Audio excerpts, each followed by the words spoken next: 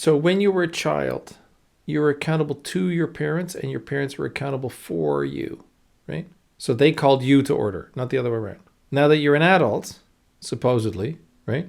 Now that you're a mature adult, or we're heading there anyway, you're accountable for yourself, which is uncomfortable. Why is it uncomfortable? I thought you wanted freedom. Well, you get freedom, but the cost is accountability. Right? You get to do it your way. You get to try it your way, but you have to be accountable for your own outcomes and for the method that you use to get there. Why is that such a problem? Because we were trained when we were younger, when we were still accountable to our parents, being self-accountable and then not doing it our parents' way, not towing the line or not doing it the way they thought was acceptable, meant punishment. So you learn to associate accountability with punishment. And now you think that failing means you're a failure, and you've associated that failure is your punishment rather than one of the possible outcomes of a test or a trial. I'm going to try this means I can be successful or I can fail. It actually means both, but you're so afraid to fail because you've associated failure with punishment rather than just one of the outcomes that's possible. Yeah, so